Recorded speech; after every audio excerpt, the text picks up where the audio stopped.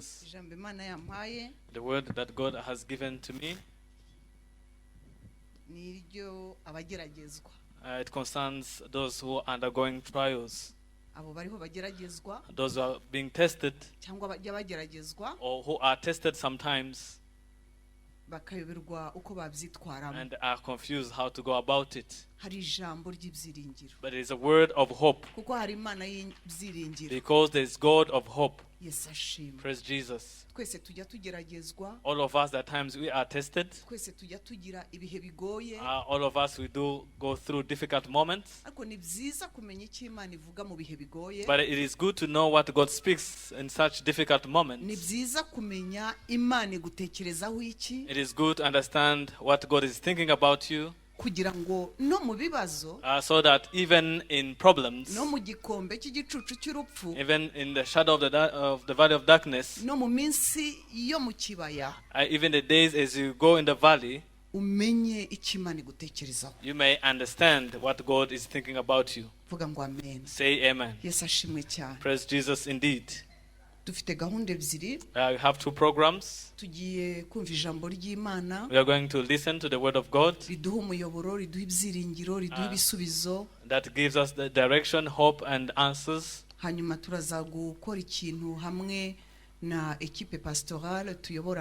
then we do something with the pastoral team, which is part of the leadership. We are going to pray for the servant of God, Assumpta, who is going to depart. She's going to get married. She's going to get married. We pray a blessing for her. And then we're going to lay our hands on Ange Ngororabanga, who is going to replace Assumpta in the ministry she was doing. We are also going to pray for a blessing for her.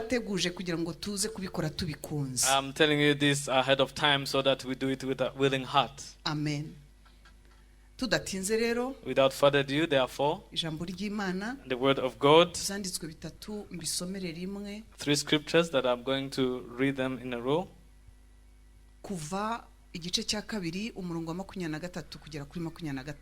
Exodus chapter 2 from verse 23 to 25.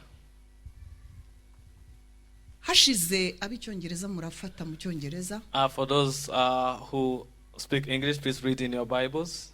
Hashize iminsi myinshi umwami wa Egiputa aratanga. Abisirayeli banihishwa n'uburetwa babakoresha, barataka, vuga ngo barataka. Barataka, gutaka batakishwa n'uburetwa kurazamuka kugera ku Mana. Imana yumva umuniho wabo, yibuka isezerano ryayo yasezeranye na Aburahamu, Isaka na Yakobo. Imana ireba Abisirayeli imenya uko bameze. Amen. Cya kabiri. Second scripture.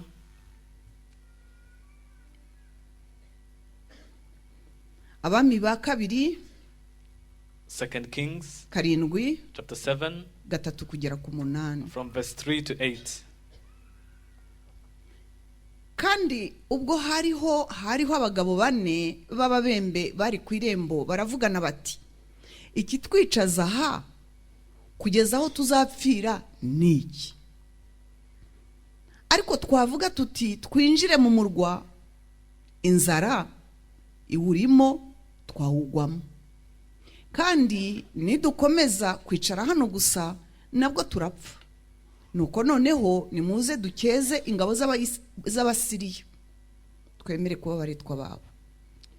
Niba dukiza tuzabaho, niba twica hose n'ugupfa. Mukabwibwi barahaguruka bajya mu rugerero rw'Abasiriya. Bageze aho urugerero rw'Abasiriya rutangirira, basanga nta muntu ururimo. Basanga ibyabakangaga nta biriyo. Kuko Uwiteka yari yumvishije ingabo z'Abasiriya ikiriri cy'amagare n'icy'amafarashi n'icy'ingabo nyinshi, bituma bavuga bati, yemwe umwami w'Abisirayeli yaguriye abami b'Abaheti n'abami ba Egiputa ngo badutere. Bahera ko barahaguruka nimugoroba bari mu kabwibwi, bata amahema yabo n'amafurashi yabo n'indogobe zabo, uko urugerero rwakabaye barahunga ngo badashira. Nuko abo babembe bageze aho urugerero rutangirira, binjira mu ihema rimwe, bararya baranywa, bakuramo ifeza n'izahabu n'imyambaro, baragenda barabihisha. Baragaruka binjira mu rindi hema, bakuramo ibindi, baragenda barabihisha. Praise Jesus. Icyanyuma, and the last scripture.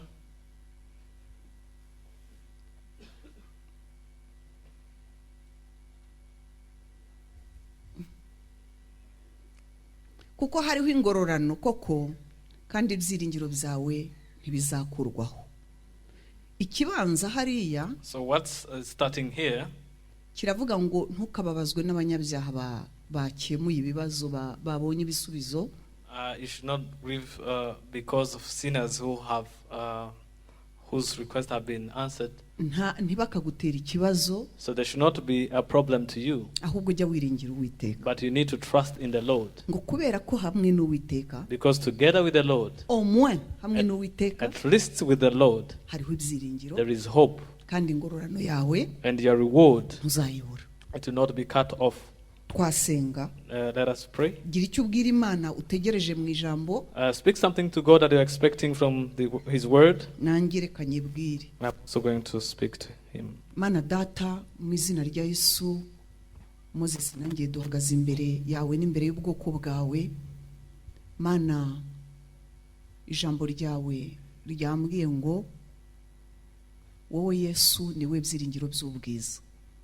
Nta handi hantu promotion ishobora guturuka, kuva mu bwiza tujya mu bundi, nta handi bishobora guturuka. Duturije imbere yawe ngo utuyobore muri iri jambo. Mwami Imana, turi abantu ariko wowe uri Imana, kandi tukwemere ko wanyura muri twe ukavugana na buri muntu wese, natwe utadusize, ukagira icyo ukora. Mana ndagusaba ngo ugire icyo ukora. Mana ndagusaba ngo ugire uwo ubwira, kandi umushoboze kwemera ko ari wowe umuvugishije. Ahagararaho, umushoboze kubigenderamo, umushoboze gukomeza guhagarara muri ibyo byiringiro umuhaye, kandi Mwami umushoboze gukora n'ibindi uri bumusabe gukora. Mbisabye nizeye kubyumva kandi ubikora mu izina rya Yesu. Vuga ngo amen. Say amen. Imana ishimwe cyane. Praise God indeed. Umutwe w'amagambo uravuga. The title of the message is Yesu niwe byiringiro by'ubwiza. Jesus is the hope of glory. Amen. Munsi y'ijuru hari igihe cya buri kintu. Under heaven there is time for everything. Hari igihe cya buri kintu. There is time for everything. No mubwiriza yarabivuze ati hari igihe cya buri kintu. Even the ecclesiastes say that there is time for everything. No mu buzima bwawe hari igihe cya buri kintu. Even in your life there is time for everything. Yesu ashimwe. Praise Jesus. Hari igihe cya buri kintu. There is time for everything. Tumaze iminsi tuvuga ku isi. We have spent time talking about the world. Tuvuga imikorere y'isi. Talking about the world systems and how they work. Tuvuga isi nk'abantu batarakizwa. Talking about the world as people who are not yet saved. Tumaze iminsi tuvuga isi. So we have spent days talking about the world. Ntabwo ndi kure y'iyo si. I'm not going far from that world. Nukurikira uraza kumva ko ntari kure yabyo. If you follow me carefully, you'll see that I'm not far from it. Yes, ashimwe. Praise Jesus. Abanyesi batinya isi. People of the world fear it. Abanyabyaha batinya isi. Sinners fear the world. Batinya ubuzima. They are afraid of life. Batinya icyo bubazanira. And they are afraid of what life brings to them. Ariko n'abakristo batinya ubuzima. But even Christians are also scared of life. Abatizera batinya urupfu. And believers fear death. Batinya esheke cyangwa gutsindwa. They fear failure. N'abakirisitu nuko. It is also the same for Christians. Kubera iki? Why? Kuki bombi bashobora kuba bagira ubwoba bw'isi? Why both of them have fear of the Hari world? ikintu kimwe kibitera. There is one reason. Hari ikintu bahuje. There is something they have in common. Abatizera ntibazi Imana. And believers don't know God. nuko batazi Imana. It's because they don't know God. Bashobora kwibwira ko bayizi, They may think that they know God, ariko mu kuri ntibazi but Imana. surely they don't know God. Babariwe inkuru z'Imana, They heard stories concerning God, ariko ntibazi Imana. but they don't know God. Niyo mpamvu That is why, therefore, batinye buri kintu, if they fear everything, bagize ubwoba bwa buri if kintu, they have fear of everything, si igitangaza, it's not a surprise. si It's igitangaza. not a surprise Nta byiringiro bagira, because they don't have hope in them. biringira bo ubwabo. They trust in themselves. Bitangirira muri bo bikarangirira muri bo. It starts in themselves and it ends in themselves. Ntibafite uwo basanga ngo bamuhe imitwaro n'ibibagerageza. They don't have someone to go to give them their trials and Niyo their burdens. babivuze kidini, Even though they speak about it in a religious way, ntabwo bizera ko iyo Mana yumva. they don't believe that God hears them. Naho abakristo, But Christians, impamvu nabo bamwe bagira ubwoba bw'isi n'ibihe, the reason why some of them have fear of the world and seasons, ni uko batizera Imana. it's because they don't trust in God. Ntibizera Imana. They don't trust in God. Bamenye Imana, They knew God, ariko ntibizera Imana. but they don't trust God. Ntibizera amagambo ya Yesu. They don't believe in the words of Jesus. Yesu yasezeranije iki? What did Jesus promise? Yesu yaratubwiye Jesus told us, ngo nanesheje isi. he said, I conquered the world. Iyo si gutera ubwoba, So that world that is threatening ibyo you, ubona bigukanga, those things that are scaring you, hari imbaraga ziri hejuru yabyo. there is power Izo above all mbaraga those ni things. jyewe. And that power, it is me. Yesu ashimwe. Praise Jesus. Hejuru y'ibitera ubwoba, Above all those things which are scary, Yesu yaratubwiye ngo yanesheje isi. Jesus told us that he conquered the world. Yesu ashimwe. Praise Jesus. Ahandi aratubwira muri Yohani wa mbere 5 And then in 1 John chapter 5, he ngo tells us, mbe ninde unesha isi? he said, who overcomes the world? Ninde wanesha isi? Who can overcome the world? Ni uwizera umwami Yesu. It is the one who believes in the Lord Jesus. Tuvuga iki rero? So what can we say? Ibyiringiro byawe, Your hope ibyejo, for the future ibyo mu kanya kaza, or in a time to come, bitari muri Yesu, if it is not in Jesus, wiringiye ubusa. your hope is in vain. Guhungabana kwawe kuzaza vuba. So you can be in trouble so quickly. Kuko ikintu icyo ari cyo cyose wiringiye Because whatever you trust in, kiraza kuba imikorere yawe, it is going to be your own works. gishobora kuza kuba imbaraga It zawe, can be your own power. gishobora kuza kuba amahirwe wagize, It can be maybe the opportunity that you gishobora got. kuba abantu mwegeranye, It can be people just around you. gishobora kwitwa ababyeyi, It can be called parents. gishobora kwitwa uwo mwashakanye, It can be called your husband or gishobora wife. kwitwa abavandimwe, It can be your relatives. cyitwa amazina menshi. It can be named so many Umwuka names. w'Imana iyo areba mu muntu, But when the Spirit of God looks at a human azi being, kumenya niba yishingikirije ku he Mana. can discern and know whether that person is leaning on Kandi God. Uwiteka yavuze ngo And the Lord said ubundi abiringira that Uwiteka those who trust in the Lord nibo bonyine batanyeganyezwa. are the only ones who are not Ntera Yesu shaken. amashyi. Give a hand clap to Jesus. Abiringira Uwiteka, Those who trust in the Lord. ariko ibyiringiro byawe But your hope, iyo wabishyize muri wowe, if you have put it in yourself, kamere yawe, in your nature, ibyo wize, what you learned, amafaranga ufite, money that you have, ubwenge, your intelligence, Imana izakwereka ko wishuka. God is going to show you that you are deceiving yourself. Ndabigusezeranije, I promise this to you, bitinde bitebuke, whether it comes quickly or it may delay. uzabona neza ko ibyo wiringira bigira iherezo. You see that what you believe in will come to an end. Yesu ashimwe cyane. Praise Jesus indeed. Kereka kwiringira Imana muri Yesu. Unless you believe in God, you trust in God through Jesus. Imana ishimwe cyane. Praise be to God. Ijambo ry'Imana twasomye The word of God that we read, ryatubwiye ngo it tells us that umwami the king, Farawo, Pharaoh, the king Pharaoh, yakandamije Abayisirayeli. he oppressed the Israelites. Akandamiza He Abayisirayeli. oppressed the Israelites. Abagira abacakara. And he made them in bondage as slaves. Abagira abacakara. He made them slaves. Ntega amatwi wumve. So listen to me. Abagira abacakara, He made them slaves, ariko ari ubwoko bwatoranije. but when the people who were chosen, Tega amatwi wumve. listen to me. Farawo Pharaoh, abagira abacakara. he made them slaves. Abagira abacakara, He made them slaves. ariko However, bafite isezerano. they had a promise. Hari Imana mu ijuru. When there is God in heaven, hari ikintu kimwe kibi gishobora kubaho. There's something bad that can happen. Ntugakandamize umwana w'Imana. You should not oppress a Ntugakanga child of umwana God. w'Imana. You should not scare a child of kuko God. ngo umukene yatatse. Because when a poor person cries ngo out, Imana iramwumva. God hears him ikamanuka or guca urubanza. and comes down to Imana settle the case. yaramanutse. So God came down gukandamiza ubwoko bw'Imana. to oppress the people of God. Byaje kurangira harimo urupfu rwa Farawo. It ended up bringing the death of Pharaoh. N'uwamukurikiye And even his successor, yabonye amahano mu gihugu. he saw tragedy in the Imana nation. yabonaga So God was seeing umuntu nka Farawo a person like Pharaoh witwaje ubutware afite ku gihugu. who's using the authority he has on the nation, ubutware afite ku gihugu the authority he has over the nation, abukoresha nabi. and he used it in a wrong way. vuga ngo ubutware Say authority. authority abukoresha nabi. So he used it in the wrong way. umuririmbyi yaravuze ngo kwa Yesu dufite ubutware tugira ubushobozi. A singer said, with Jesus we have authority ariko and power, ubutware dufite kwa Yesu but the authority we have in Jesus, si ubwo kwangiza abandi, it is not the authority si we ubwo have gukandamiza abandi.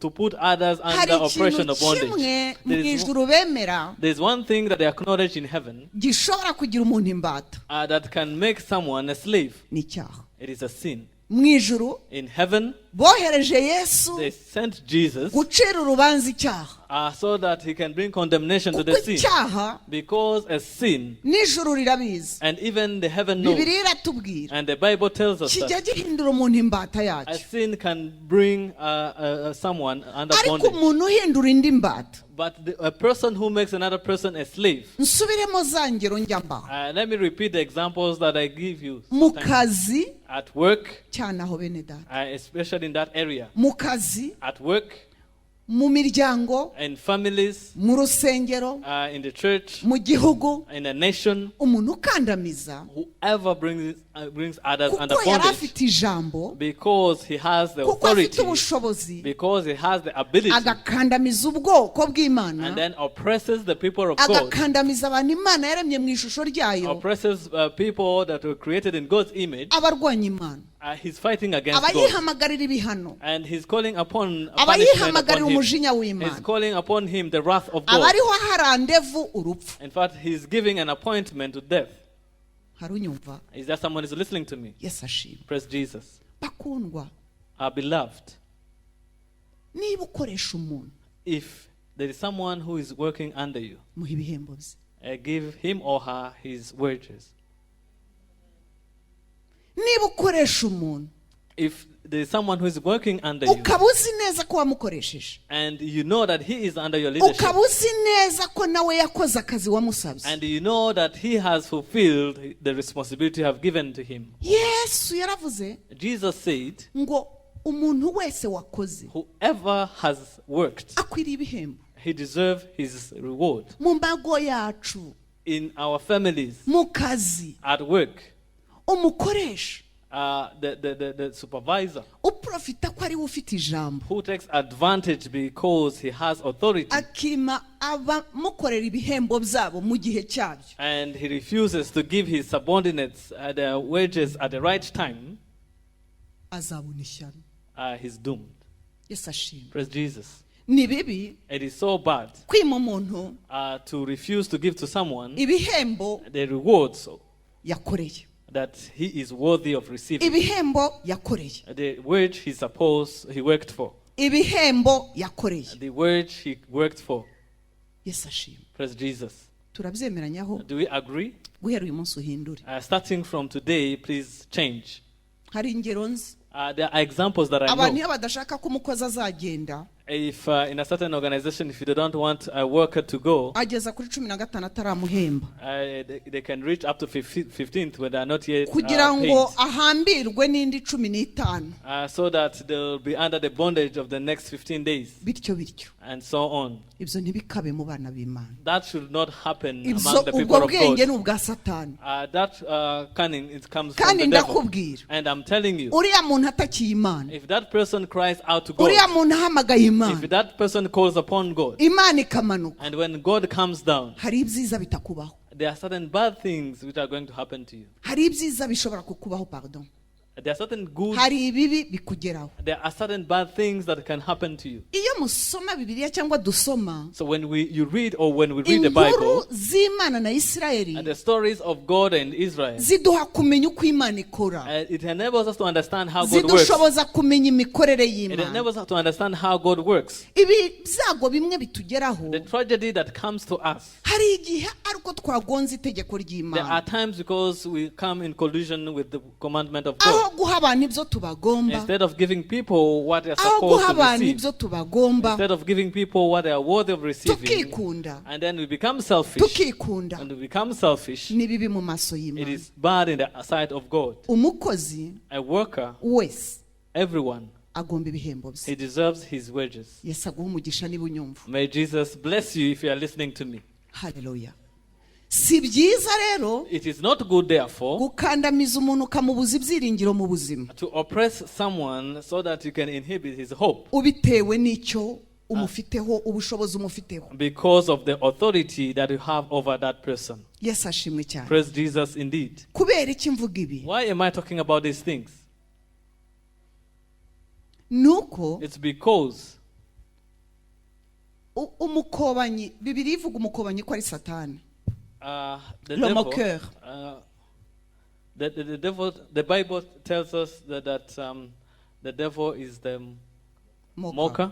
Yeah, Ni umukobanyi. he's the mocker. Niwe So he's the one ukoresha abatumvira Imana that who uses people who kugira ngo don't bakore obey ibintu God, nk'ibyo. so that they can do such things. Abapagani The unbelievers, bagakandamiza, so that they can oppress, babitewe n'uko and they do it because ni abafatanyabikorwa na Satani. they are partners with the devil. Nubwo batabizi, Even though they don't know it, ariko baba bahindutse abafatanyabikorwa na but they Satani. become partners of the devil. Satani ni umwuka The devil is a spirit ukorera mu muntu wese utumvira that Imana. works in everyone who do not obey God. Twumvikane inshuti, Let us agree on this. simvuze ngo Satani ni umuntu ukorera ngo mu badakizwa gusa, I'm not saying that the devil works among those who are not saved akorera only. no mu bakristo ariko batubaha Imana, He works also among Christians who do not kuko obey God. igikoresho afata hafi Because the tool that he cyo takes with gukora is near ibinyuranye n'Imana to do what contradicts with ni umuntu what God wese, desires. It is everyone, wese everyone utubaha Imana. who does not obey God. Uwubaha Imana ni uwumva amategeko yayo. The one who obeys God is one who hears his commandments. Uri umuyobozi If you are a leader, utegeka ahantu, and if you have leadership ufite somewhere, ijambo rya nyuma, if you have authority in that place, ibuka guha buri wese icyo umugomba. remember to give everyone what you owe Ugomba him. amafaranga, muha amafaranga. If you owe him money, give him money. Ugomba agaciro, kamuhe. And the one who deserves honor, please give honor Ugomba that person. kumwicaza ukamushima, mushime. If you need to reward someone, to thank someone, please do. Ugomba gucyahwa, mucyahe. If you need to chastise someone, please do it. Ugomba kugirwa inama, If yimugire. you need to counsel someone, do it. Kuko umwanya urimo, Because the position that you aho are in, hantu uba uri, where you are, Imana izi neza ko God knows very well ufite that, kujyana ibintu aho ushaka. that you can take decisions the way you want.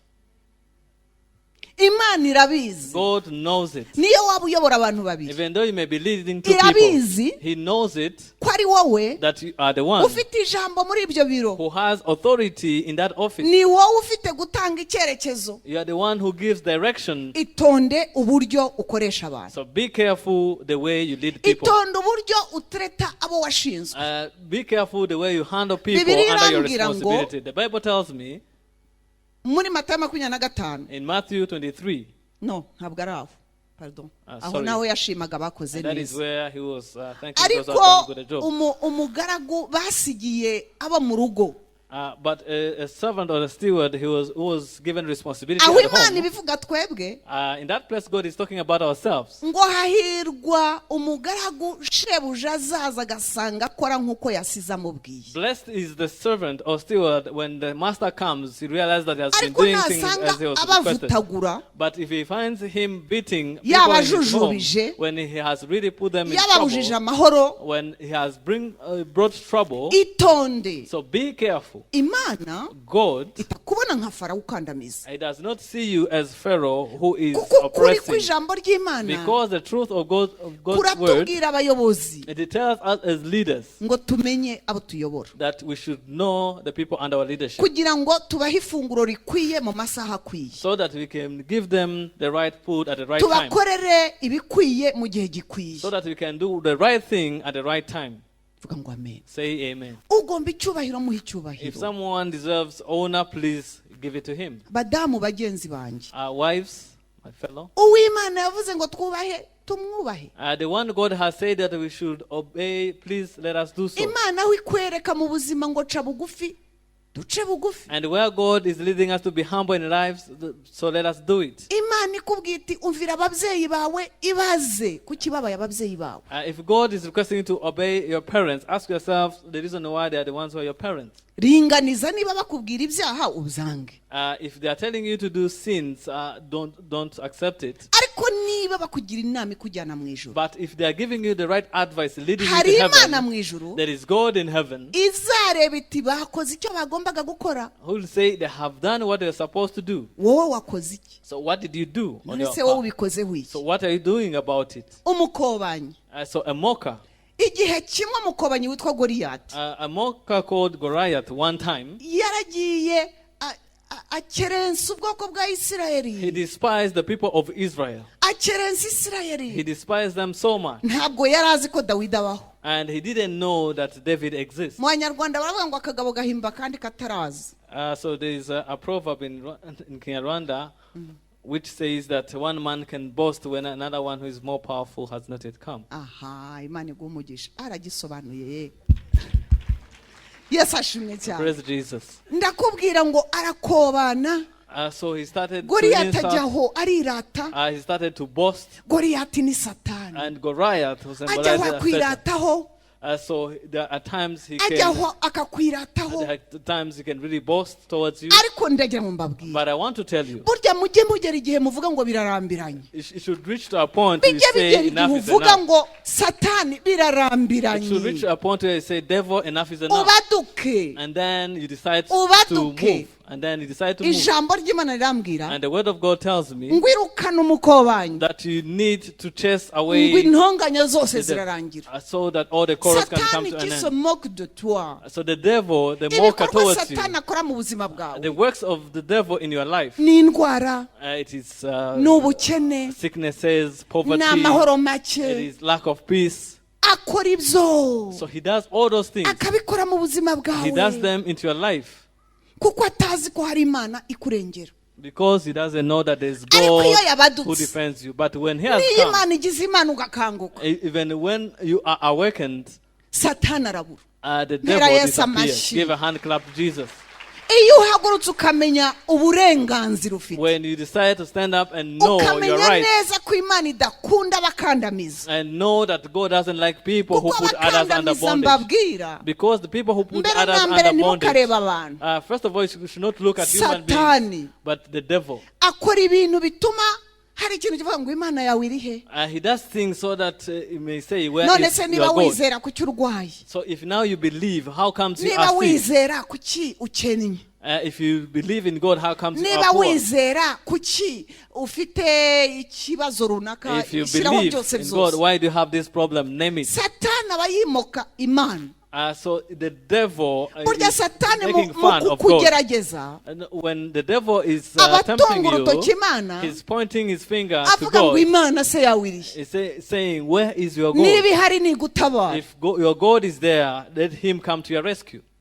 Yesu ashimwe. Praise Jesus. Ariko ndagira ngo nkubwire, But I want to tell you, ntabwo gahunda the y'Imana plan of God ari umubabaro wawe, is not your grief. ntabwo gahunda y'Imana The plan of God ari ubukene ubamo, is not the poverty that you are in. ntabwo gahunda The y'Imana plan of God ari ukugeragezwa uva muri kimwe ujya mu kindi, uva muri kimwe ujya mu is kindi. not to test you from one trial to Ndakubwira another and so ukuri, on. I'm ibyo telling you the ntacyo truth. bimariye Imana. That God does not benefit from hari all those things. ibigeragezo bibereye kuduhindura. But there are trials that come so that you can be hari changed. ibigeragezo Imana ishobora kwemera. There are trials that God can accept. ariko hari ibintu biza mu buzima bigira ngo bihinyuze Imana wizera. But there are things that come in life so that ugomba it can guhaguruka put a test ukabyanga. of God that you trust in. So you need to arise Imana and refuse ntishobora it. kwemera ibintu byose biza biyigaya uri hese. God cannot accept everything None se comes niba to this fine kwizera saying, uri hehe? where are you saying? If you believe in God, where is He? Harunyumva? Is there someone who is listening to me?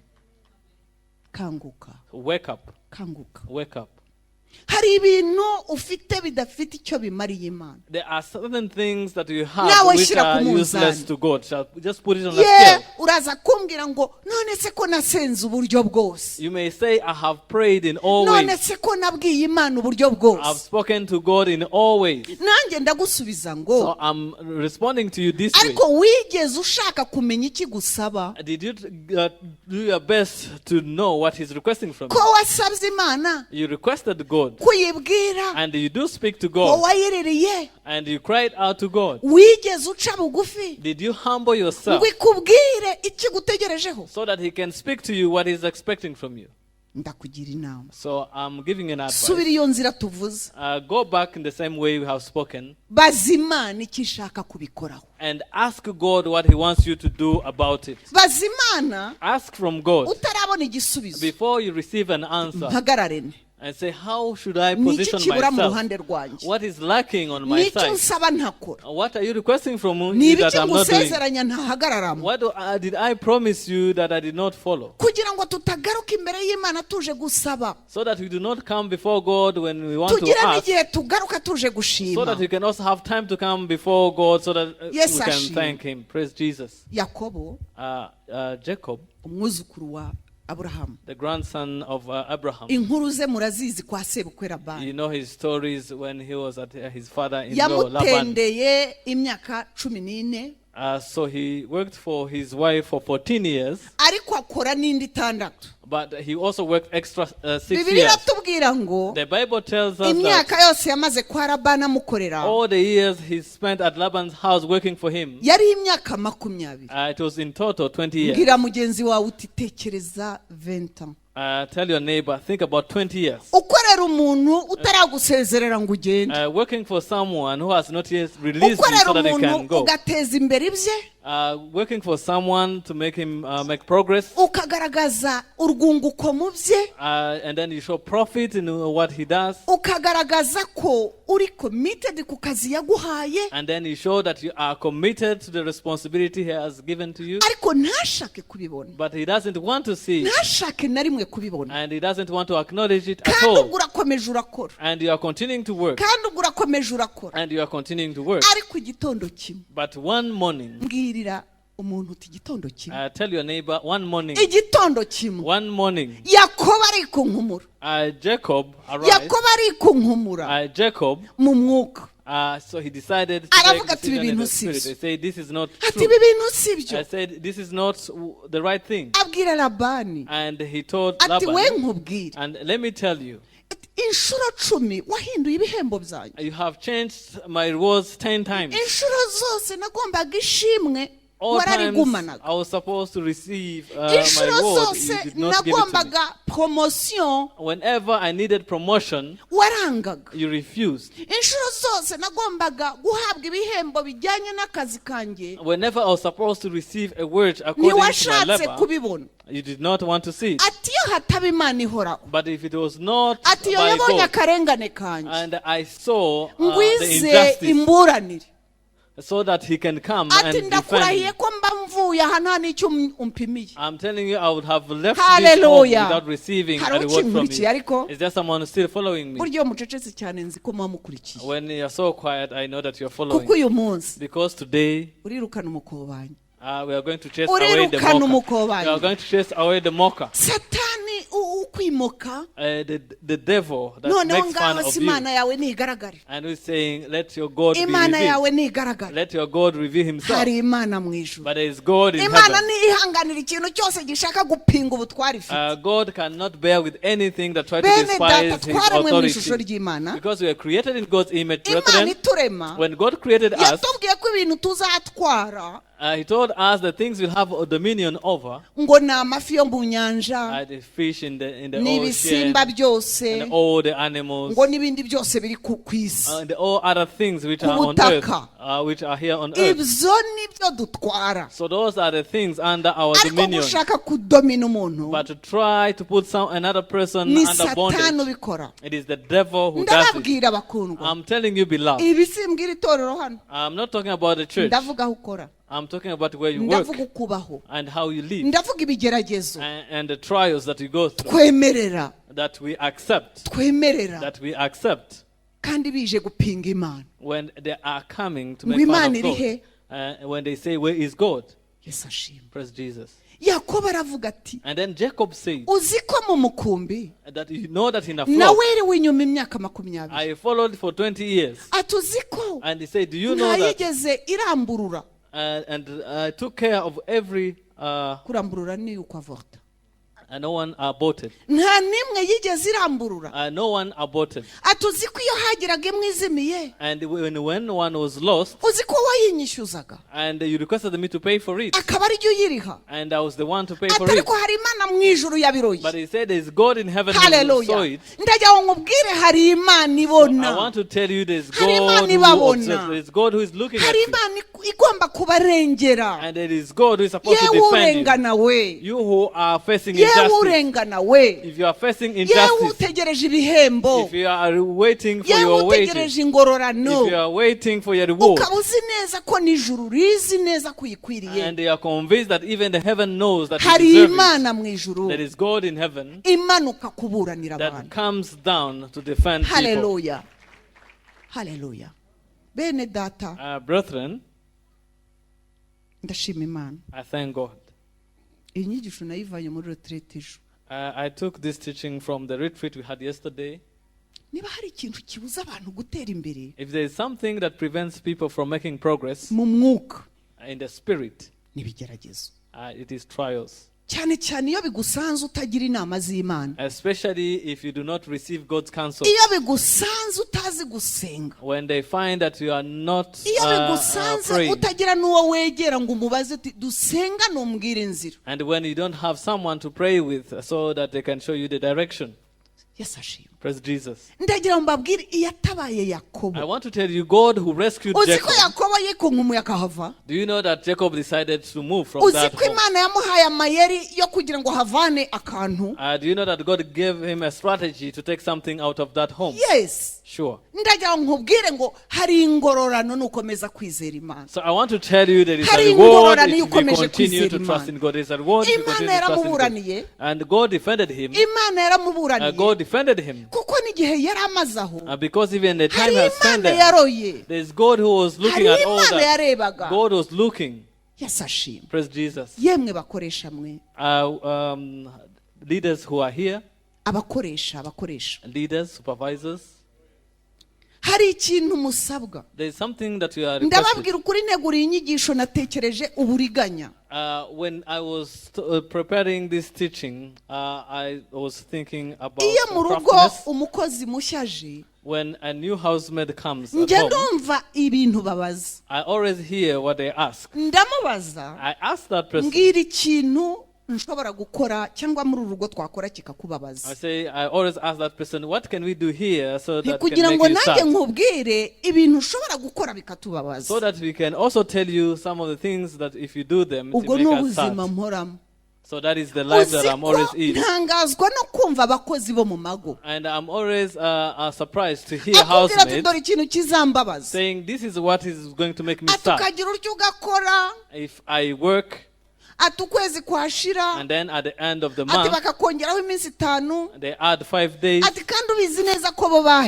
And when you know very well that they have received their salary, and then they continue, and for 2 months, such things, it can make me so sad. It is so pitiful. You should not refuse to give someone what you owe him or her. So Jacob was called Moka. And there was no quarrel. So he left and he had only one problem of Esau. Yes, praise Jesus. turacyari kumwe? Are we still together? Amen, amen, amen.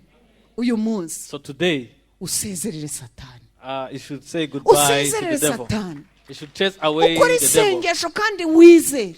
Make a prayer and in faith. Ukora isezerano n'Imana uti Imana irukana ibi bigeragezo. Make a covenant with God and say, God, may you take away all these trials. Ahandi twasomye Another scripture that we read, ni inkuru, it is a story. ni inkuru y'ababembe. It is a story of lepers. Ubutabazi bw'Imana bujya bunyura henshi. Bwira mugenzi wawe ngo ubutabazi bunyura henshi. Tell your neighbor that the rescue from God comes from different ways. Inzira utekereza ko Imana iza gukemura ikibazo cyawe si wiza kunyura. And the way you are expecting that God is going to use, He may use a different Imana one. igira inzira igihumbi. God has 1,000 ways. Wenda gusaba gusa ngo uyizere kuko ingororano yo kubihari irahari. I request you just to trust in God because for sure your reward is there. So the lepers, Twasomye inkuru zabo. we read their story. Uburyo tumeze, So I say the way we are, twaguma aha, if we stay here, turapfa. we are going to die. Kandi nitujya hariya, And if we go also on that side, turapfa. we are going to die. Ubu se tugire dute? So what can we do? Reka twemere tujye kuba abagaragu b'Abasiriya. I say let us accept to go and be slaves of Reba hano Syrians. Satana akumenyereza, See how the devil can make akakumenyereza you ikibazo to a yagushyizemo problem that he has put you kugeza in, igihe ukimenyera. to a point where you are used to Noneho it. ukumva wigiriye amahoro wibereye no munsi y'ububata bw'ibyo gukoraho. And you even become at peace when you are still under the bondage of what he's doing upon you. Duti toka shetani And they say, I chase you the devil kwa jina la Yesu. in the name of Jesus. Ukabyanga. And then- Ababemberera. So these lepers, Ndagira mbabwira inzira Uwiteka yakoresheje. I want to talk about the way that God used. Ni inzira inezeza.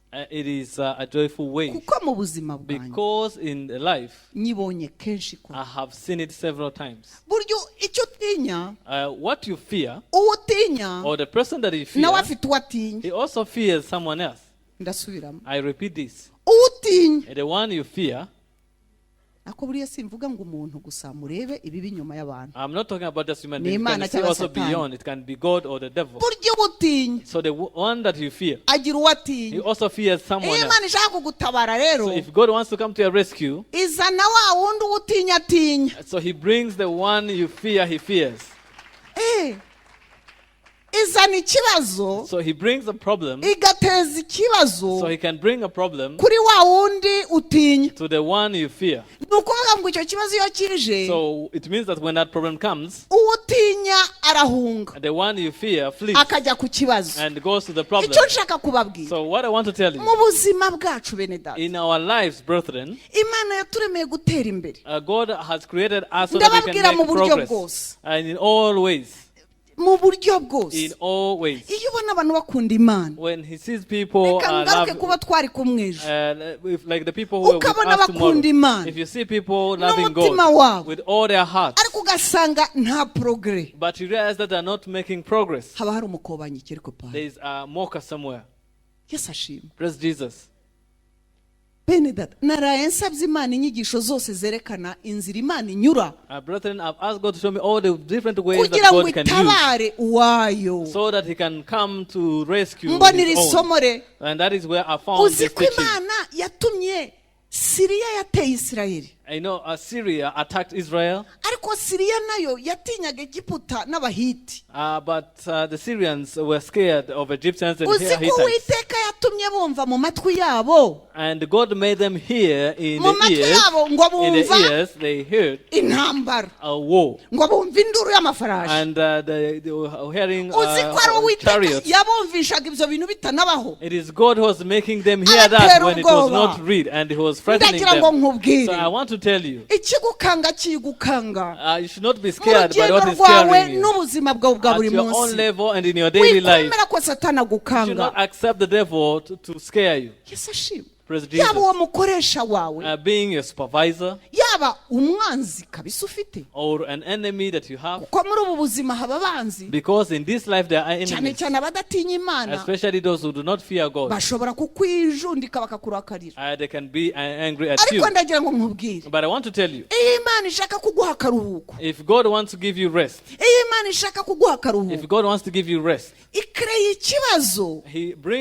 creates a problem kuri ba bandi baguteza ibibazo to those who are bringing problems to atari wowe ubihamagaye when you are not the one calling ahubwo them, iriwe irashaka kuguha ropo but God wants to give you a rest. Yesu ashimwe. Praise Jesus. uzi ko birukansa abasiriya bagahunga Do you Egiputa know n'abahiti that the Syrians fled the uzi ko Egyptians and Hittites, birukaga nta n'ikibirukanyishije and they were running when there was nothing chasing them. Yesu ashimwe. Praise Jesus. nta kibirukanyishije There was nothing chasing them. Yesu ashimwe. Praise Jesus. nta kintu ari induru bumvise mu matwi bagira ubwoba bashya ubwoba kubera ubugome bwabo Uwiteka bahisha ubwoba. It's what they had. There was nothing that was chasing them. ndagira ngo nkubwire ngo mu nzira zo kugutabara So I want to tell you, in the ways of Uwiteka your afite inzira rescue, nyinshi azanyuramo ngo agutabare the Lord will use so different ways so that He can come to your rwose. rescue. Yesu ashobora guha akazi Satani The devil can give job to the akaba devil, amuhaye occupation so just to make him Satani busy, akaba akuretse. so that the devil can put Kwigeze you kuba mu on, give you peace. masengesho. There are times when prayers abakozi b'Imana baravuga ngo and the servants of God said, ngo hari umwuka ugenda mu bihugu by'ibiyaga bigari and they said that there's a spirit that is moving in Great Lakes umwuka w'intambara countries, a spirit of war. ati abantu batabaye maso I said, if people are not watchful, abarinda mu mwuka batabaye maso if watchmen and the spirit, if they are not uwo mwuka watchful, uteza akavuyo hariya. that spirit can bring igihe abantu trouble. batabaye maso If people are not watchful, uva aho ngaho winjira ahandi. that spirit can move from one place to another bisaba ko one. hari uwabibonye mu mwuka So it requires someone to see it in the spirit, agahagarika iyo cycle. so that he can put Mu an izina end rya that Yesu. vicious cycle in the name of Jesus. Amen. Amen. Iyo tureba mu mwuka So if you look spiritually, ubutabazi bw'Imana the rescue from God, ndakubwira uzumirwa ubonye imirimo Imana you'll be ikora. surprised to see the deeds of God. ifite inzira nyinshi zo kugutabara. God has different ways of ifite coming to your uburyo rescue. bwinshi bwo He has kugutabara. different ways of coming to your tekereza rescue. nawe aho ikura umutima uwagukangaga Try to imagine where he scares even the one who is scaring you. ikamukura umutima ngo akumva ibintu biraje ngo intambara nawe akayiruka ajya kurwana urugamba kandi nawe uraho. He starts hearing things and the war, and then he flees when you are seeing the same yaremye place. ugutwi rero So the one who created the ear, nirema n'ibyo twumva. and he's the one who creates even the things that we do here. Yesu ashimwe. Praise ndi Jesus. ku ijambo rimwe So I'm talking about one word. hari ingororano ku kwizera kwawe. There is a reward. guma wiringira Imana. Continue to trust in ikikugerageza God. cyose uyu munsi Whatever is testing ikintu you, cyose kikubangamiye whatever is a hindrance to you, haguruka arise. haguruka Arise. haguruka ucyange Arise and refuse it. haguruka ucyange Arise and refuse quelque it. soit forme yacu. Whatever it's in shape. Yesu ashimwe. Praise Jesus. bityo umwana w'Imana wese So every child uzabona of God, uva mu bwiza ujya mu you'll bundi. see yourself moving from kuko glory to twatangiye glory. tuvuga ngo Yesu niwe byiringiro bya promotion. Because we started saying that Jesus is the Yesu hope of wenyine niwe promotion. ugushoboza kuva mu bwiza winjira mu bundi. Jesus is the only one who can enable you to move from glory to glory. komeza umwizere. So continue to trust komeza in Him. umwizere. Continue and trust in Him. dukonkluwa So as we conclude, hari iherezo there is an end ry'ikintu cyose, of everything. ariko kandi hari ingororano. But there is also a reward. hari There is a ingororano. reward. hari ingororano There iva is ku a Mana. reward that comes from hari God. ingororano iva ku There Mana. is a reward that comes from God. twizere Yesu wenyine So we should trust in Jesus alone. niwe byiringiro byo kunesha. He's the hope of victory. ndarangije. Coming to the end. wenyine He's the only one. wenyine He's the only one. niwe byiringiro by'ubwiza. He's the hope of glory. Yesu ashimwe. Praise Jesus. ndifuza ko uyu munsi usenga. I desire that you pray today. Satani yigumya kukugira agapira. So the devil should not continue to treat you anyhowly. yikugira agapira. He should not continue to treat you anyhowly. izere ijambo ry'Imana. Trust, believe in izere the ko word of God. imigambi Imana igufitiye ni myiza. And believe that the plans of God upon your life are izere good. ko imigambi Imana igufitiye ari myiza. Believe that the plans of God Nubwo upon your life are utabona good. nonaha, Even though you're not seeing it now, nubwo Satani anyura muri iki akanyura muri iki agukura umutima, even though the devil may use this or this to izere scare ko hari you, ingororano ku bizera. but believe that there is a reward hari to ingororano believers. ku bategereje There is Imana. a reward for those who are waiting hari for God. ingororano kuri abo bizeye There is Imana. a reward for those who believe in God. So you should stand firm. And you should not be scared. There is a reward. The last thing that I'm requesting from you, say, "Oh Lord, I prayed to you several times. How should I position myself? What do you want me to do? And where you want me to position myself? Which advice can you give to me? Because I want to tell you, when the lepers would not have decided to take that decision, when they were led by God to go to that camp, the answer would not happen. Because there's God who leads someone's strategy. But the good thing that I want to tell you, a worker deserves to receive his wage. Everyone. He deserves to receive his salary. And even the worker who believes in Jesus. Because even believing in God, it is also a work. There is a reward for those who wait upon the Lord. I don't want you to stand up. Be still and think about the trials that you go through. It is possible maybe that you don't have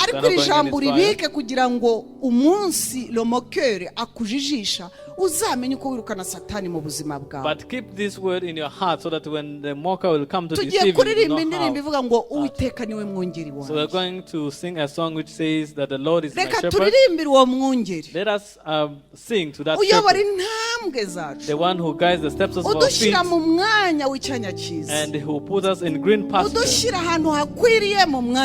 who puts us in the right place at the right time. So sing to him as you think. Maybe you may ask yourself, how is this trial going to go away from me? Because I prayed a lot, but I want to tell you, believe in the word of God than what you did. Trust in what God is saying than just trusting in your own words. And then you're going to see God. As you are still, let us sing about our shepherd, your Savior, your leader, the one who will come to lead the steps of our feet. Praise Jesus.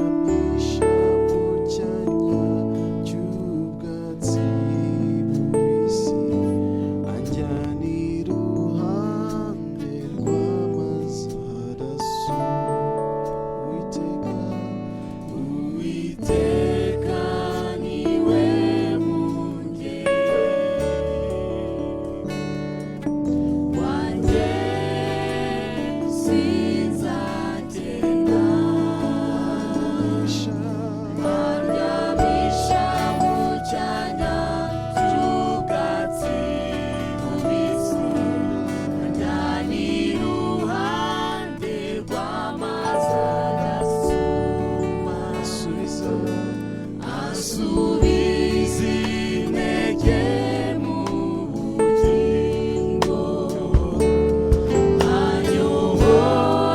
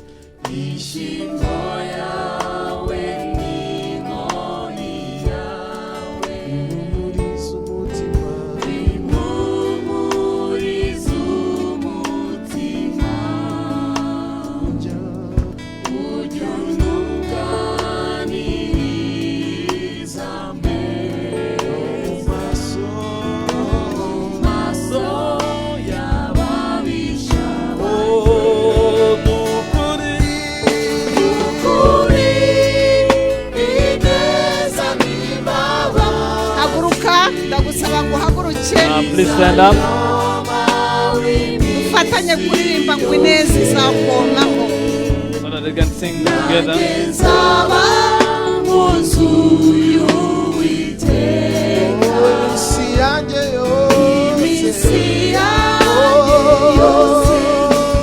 Yes, ineza y'Imana izakoraho.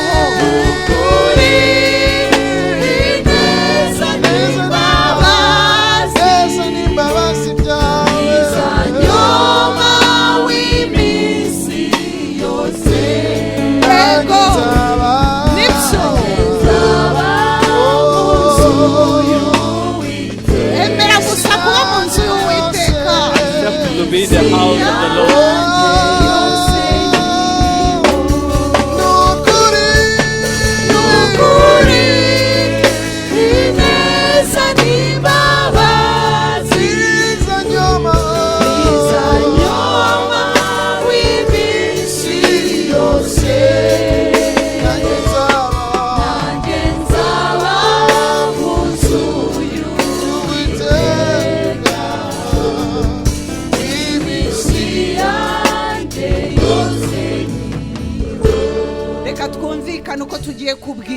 Let us agree on how we're going to speak to God. I think about your trials. Think things about that are afflicting you. Think about all the bad things that the devil does to you. And then you're going to speak to God. So I request you to speak to God and say, God, I've heard the hope that you have given to me. I have understood that there is hope on those who wait upon you. So I give you my trials. I give you my burdens and all the things that are afflicting me. All the evil things that the devil does to me. So that you can handle them. So please handle it. Handle it. As you did it to Israelites in Egypt. And the Bible tells us that the Lord knew what he was about to do. And God knew the secret. And he knew what he was going to do. Praise Jesus indeed. Raise your hand so that I can speak to you. And speak to God. And speak to God. And say, I'm hard enough, oh Lord. Say, I'm tired. A Lord who is mighty. I trust in you. I do not trust in anyone else. I do not put my strength in anything else. You are power. And you are self-sufficient. And the word of God has told us. And who can overcome the world? Who can overcome the devil? It is the one who trusts in the Lord Jesus.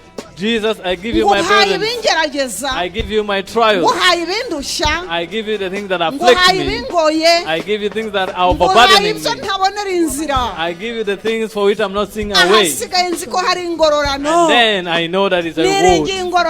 I trust in your reward. I trust in your reward. For those who wait upon you, I wait upon your reward. You are the one I'm waiting for.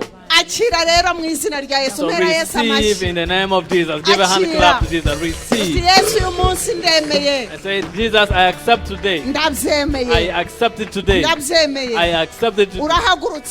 Arise. You are coming. You are arising. You are moving from your throne. You are going to work. You are going to work. Thank you for awakening me. Thank you for waking me up. Because what I'm in, it's not what you had planned for me. You did not plan for me to be afflicted or to be in pain. You have good plans upon me. Give a hand clap to Jesus. Glory be yours to Jesus. We thank you, Jesus. We thank you, Jesus. Thank you, O Lord, for rising to defend your people. To defend your people. So that they can make progress in salvation. So that they can make progress in life. So that they can see your hand. May Jesus bless you, please.